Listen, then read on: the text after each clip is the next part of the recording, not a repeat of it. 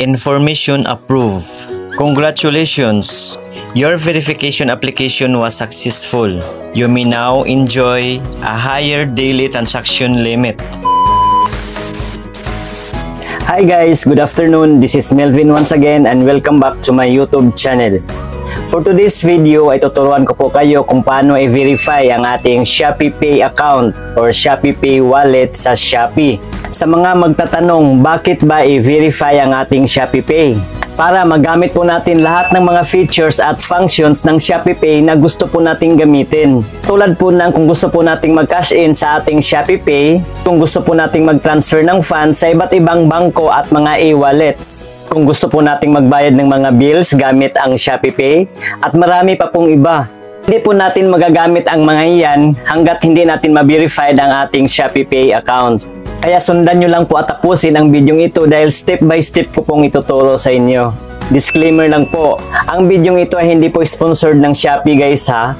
At hindi rin po ako expert sa mga online selling or buying system. Kaya kung may mga technical or system error na po sa inyong transaksyon, ay direkta na lang po kayong makikipag-ugnay sa mga customer service representative ng Shopee. So let's go! Bago po tayo magsisimula, sa mga di pa nakasubscribe sa aking YouTube channel at sa mga bagong pasok pa lang po, pakiclick mo na yung subscribe button na nasa baba at pakihit na rin yung notification bell para updated po kayo sa tuwing may bago na naman akong tutorial video na i-upload sa aking channel. Maraming salamat po!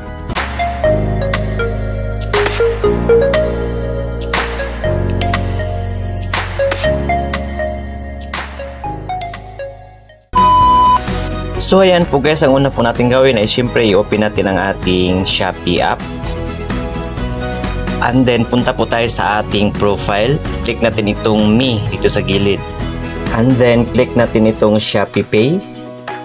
At kapag may makita po tayong Verify Now, katulad nito guys i-click lang natin yan. Or pwede rin tayong pumunta sa settings and then piliin lang natin yung IC verification. So dito na lang tayo para mas madali. Identity verification. Next ay i-click lang natin itong may maliliit na dalawang box dito sa baba guys. So agree to the terms and conditions and to agree to the privacy policy. And then click next. So ngayon guys, mag-selfie na po tayo. Sa ating pag-selfie, kailangan raw ay maliwanag ang paligid. Huwag takpan ang ating mukha at kailangan huwag gagalaw habang nag-verify. So i-click na natin itong Start Verification. Click lang natin while using the app. So mag-ingat po tayo dito guys ha, dahil auto-capture po ito guys. Kusa lang itong nagka-capture. Kailangang maayos ang pagkakuha ng ating mukha para ma-verify ka agad.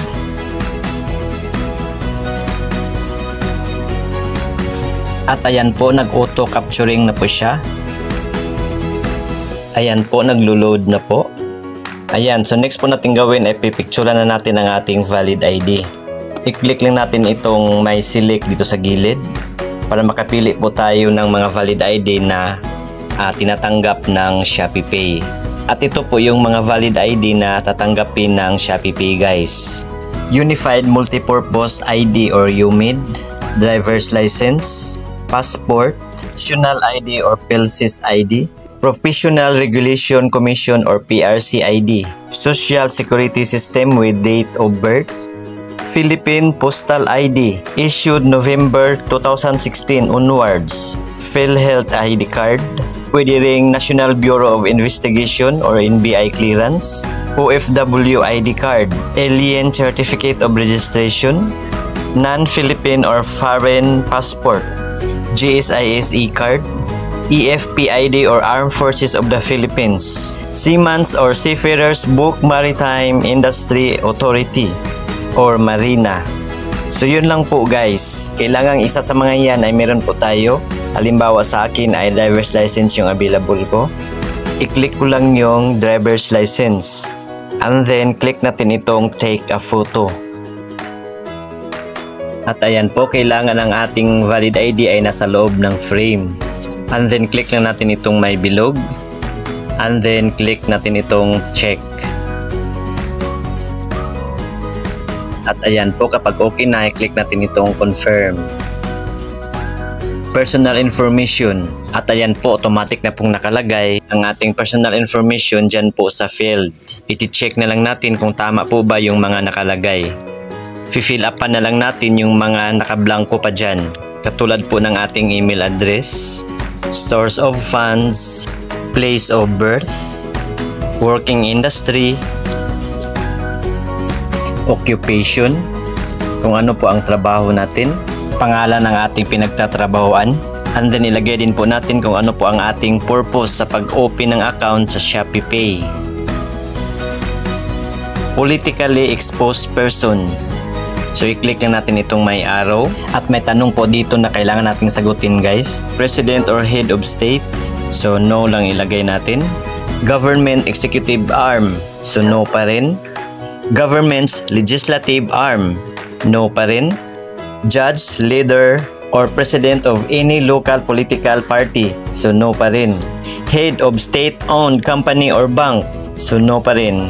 So pagkatapos yan guys, i-click natin itong submit. Next po guys ay isi-set natin ang ating full address. I-click lang natin itong may arrow dito sa gilid.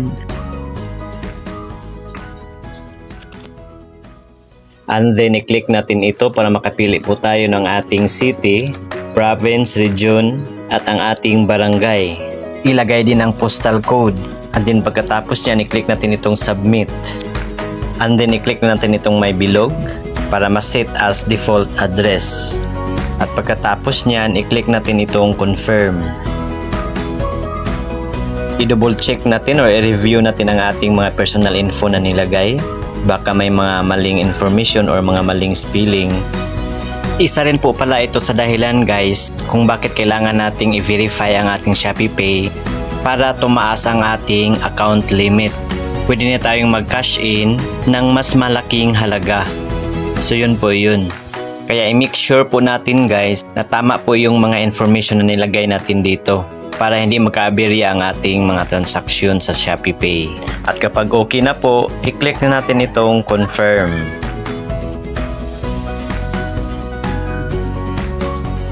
Information submitted. We are verifying your ID. Due to the high volume of applications, the process may take longer. We appreciate your patience and understanding. So maghintay na lang daw tayo guys habang on process pa po raw ang ating ID verification. Medyo matagalan daw dahil sa dami daw nang nag-apply. So i-click lang natin itong okay guys para makabalik na po tayo sa aking Shopee dashboard. At ito po ang status ng aking application guys. We are verifying your ID. You will be noticed once your ID verification is successful. Actually guys, wala pang 5 minutes ay natanggap ko na po ito. Information approved. Congratulations! Your verification application was successful. You may now enjoy a higher daily transaction limit and other Shopee Pay services. So yun lang po guys. At sana nakatulong po sa inyo ang video ito guys. Paki-like na lang po kung nagustuhan nyo at paki-share na rin sa iba para may idea din po sila. At para sa iba pa pong mga katanungan, pakisulat lang po inyong mga tanong dyan po sa comment section sa baba. So yun lamang po guys. See you again sa next kong tutorial video. Goodbye. God bless.